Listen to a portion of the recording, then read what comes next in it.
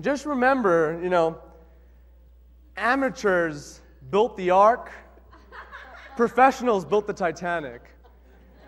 Sometimes it takes people that don't know what they're doing to kind of make fools of the wise, to kind of confront them and say, this is not probably the way you're headed. Sometimes we get all high and mighty thinking we know everything, and then someone who doesn't know too much but knows just enough, and it changes who we are. So I say listen and love those people just the same. Amen? All right, last foundational principle. Love is a verb. Now, this has become more real to me than any time in my life. In college, I go to Baylor University. I had a friend, and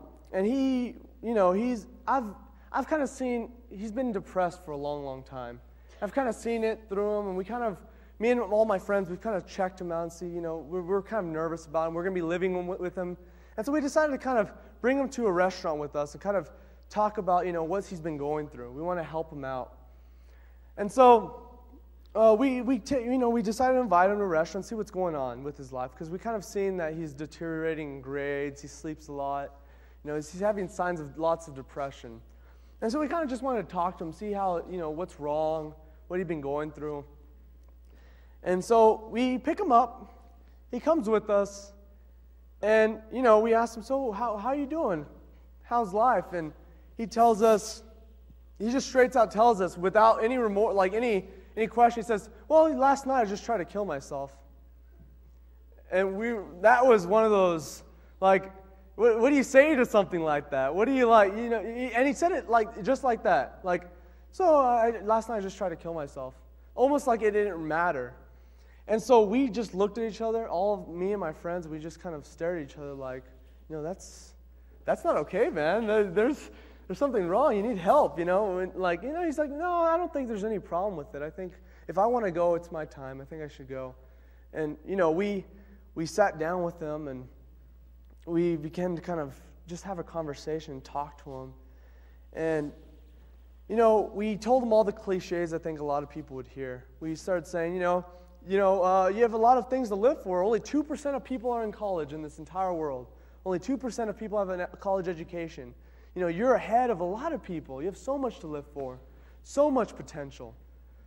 And then we told them, you have a lot of people that care about you. You have a lot of friends. Look at us. We're here with you, kind of talking to you about this.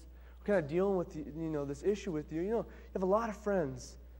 But, all these things became, he's like, well, I don't see what the big deal is. I mean, it's kind of selfish of you guys to kind of want to keep me here.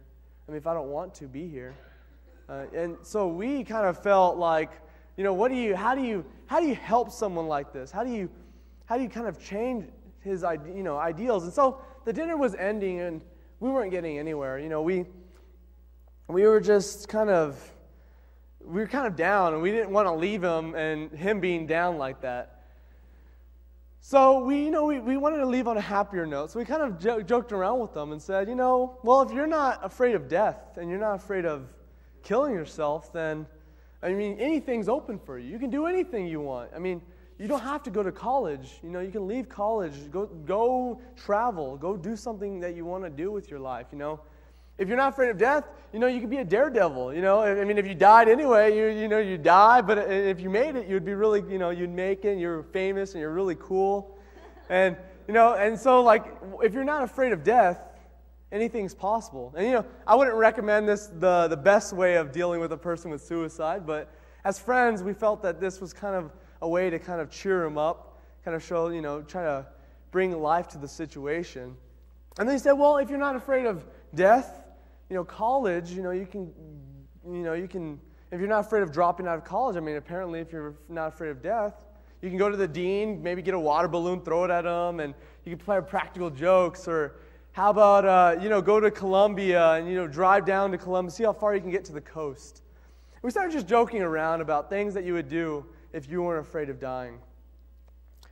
As we went through this conversation, we began to realize that if you weren't afraid of death or afraid of anything that happened to you, Anything is open to you.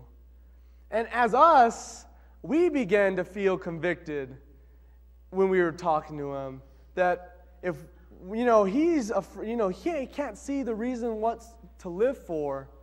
Who are we to say this is what to live for when we're not living for anything?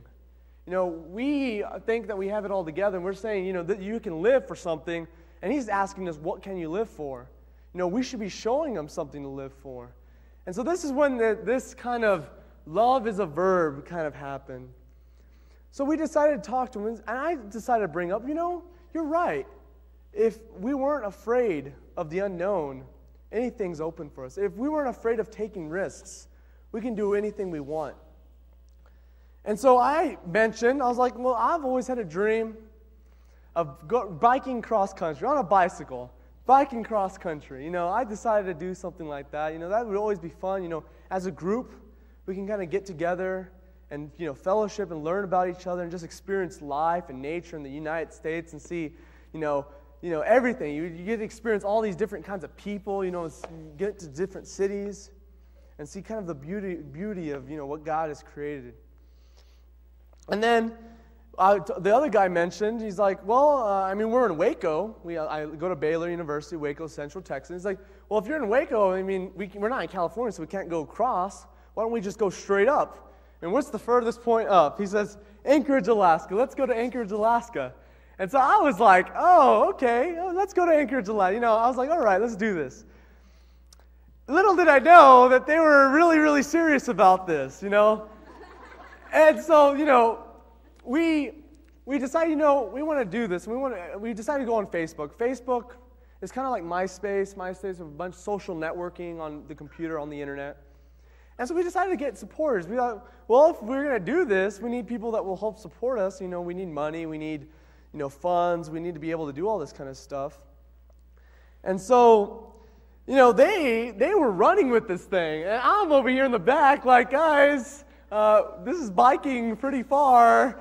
Do you guys even know there's a road up there? And no, they're on this roll. And so if you see on the website, you'll see my picture. And I'm kind of like this,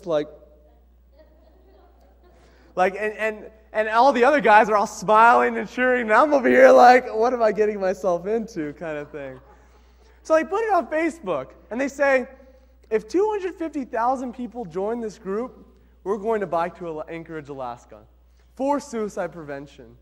Because as we were doing this, the guy that was about to kill himself began to kind of come to his senses and be like, why don't we do things like this? And it started actually helping him. And so, as it was helping, we didn't want to let him down, so we're like, yeah, let's do this thing. And so it slowly became and spiraled, and in 11 days, we reached 250,000 people on that group. We had a person donate a website. He charges $7,000 for the website. And he donated to us because he saw what we were doing. He says, this is very powerful. The idea of what you're doing for your friend, kind of showing him how much you really care rather than just telling him. We hear a lot of things, we like to get through simple solutions. We say sometimes, God will provide, provided that he has the hands and feet to do it. We say a lot of things, and I'm pro-life, and we're against abortion. And, you get a lot of people that are picking signs against abortion. But are they really there for the mothers? And will they really adopt? If you're against abortion, you should be willing to take care of pregnant mothers. And you should be willing to adopt children. Because that's radical Christianity right there. That's what it's all about. And, we began to do this, and little did we know that now we're starting to talk to MTV. We've we started rolling with this thing, and we started a nonprofit organization called the Alive Campaign, kind of what we're all about, being alive, kind of living life to the fullest. And we decided to kind of show the power of love and the power of taking action and not just speaking words and speaking things that we often hear, and taking risks.